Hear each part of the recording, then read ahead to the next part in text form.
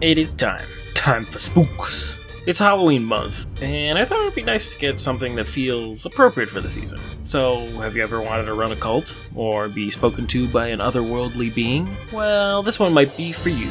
Here's where I love the Shrouded Isle. The Shrouded Isle is all about resource management. Just your resources are the 5 tenets of your cult, and how much the major families in that cult tolerate your leadership. Pretty simple in theory, especially with access to bars and numbers that always tell you what you need. However, this game isn't easy.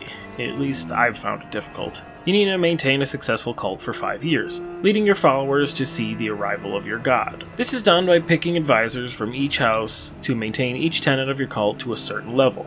If any tenant fall below the required level, your followers will abandon your cult and you will lose. Your problems start here. Each advisor has a vice and a virtue.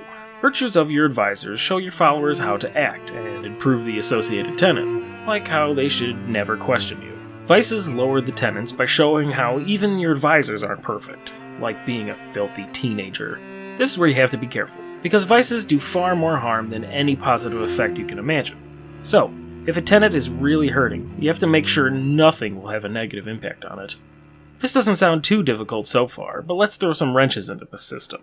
First off, you don't know the vices and virtues of most of your advisors, so you need to run inquiries into each of them. This is done by having the family like you, or you can have a chance to run inquiries when you select the advisor for each month. But these inquiries impact the next wrench in the system: how much each family likes you. Most inquiries negatively impact your reputation with a family, but only to a minor degree. The more persistent issue here is that each time you appoint an advisor for a month, the family will love it, but the others will take offense.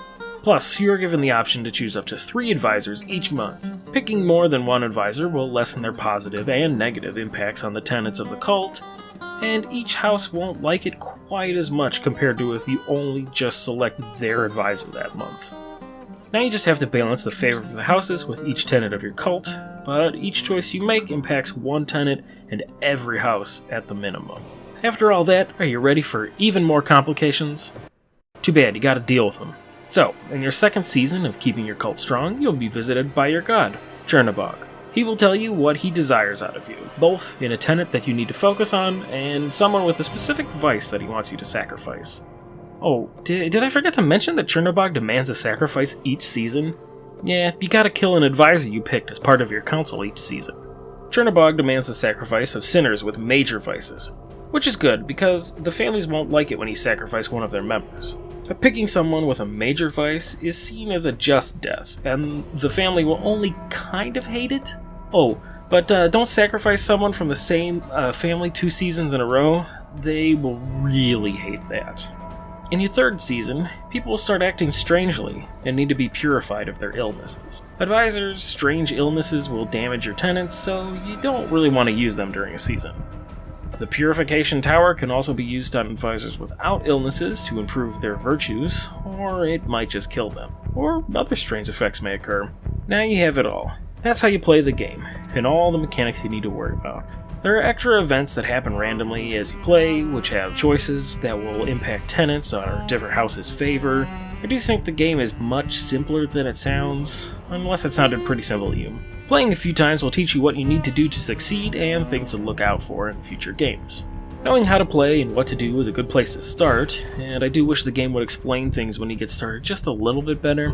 The points at which you fail are clearly shown to you through bars and graphs, but it doesn't make those points any easier to hit. Running a cult is difficult. I do like this. The gameplay is clear, but you still have a feeling of tension every month, which is good design because you have as much time as you want to make any decision you need to make. There are no timers counting down, so if you're facing a tough choice, you can just weigh all the options and think carefully.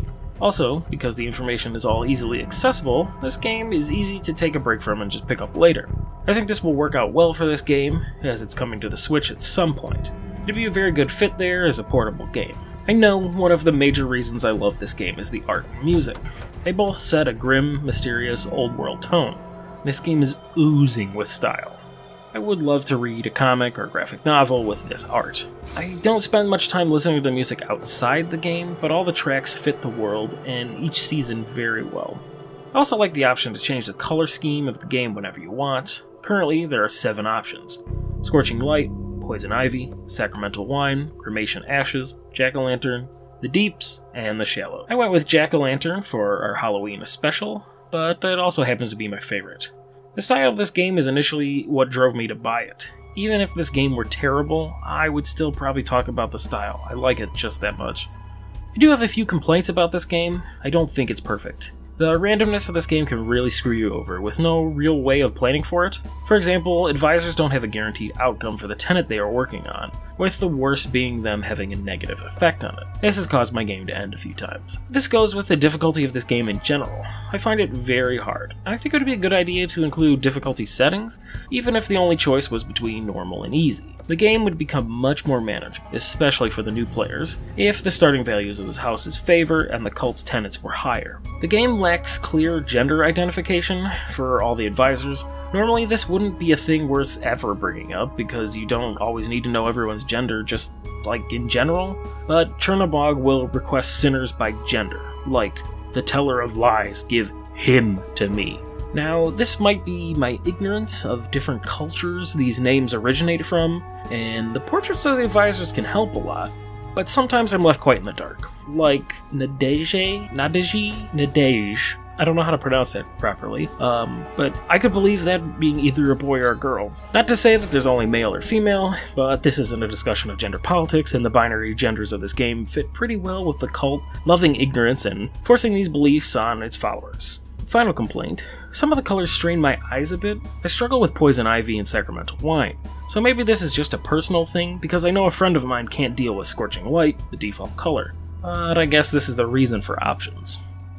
I don't want to say this game is all style over substance. The game is pretty simple, and it's light on story. However, it's very fun to play, solid mechanics, and is challenging. It also has had one major free update, the Sunken Sins DLC. This added the purification mechanic and made the game longer. I imagine they aren't done with future updates to this game, or at least I hope they aren't.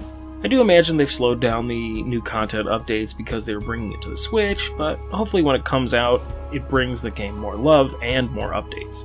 I really do think this game is worth your time and money. So, if you've ever wanted to rule a cult, enjoy tense resource management games, want to chase down the 7 different endings, or if you want to join the debate over who's best waifu, matron Kegmi, or adjudicator Yosefka, you should grab this game. Hey guys, hope you enjoyed this video. It isn't a traditional spooky game as I imagine most people would think, but I do feel it fits the Halloween theme, which justifies the spooky cult art of me done by Edupatia on Twitter. Check them out. If you did like this video, please share it around. That really helps me, and be sure to do the other YouTubey things, liking, commenting, subscribing. Join me next time where we will be discussing a game about slaying, card style.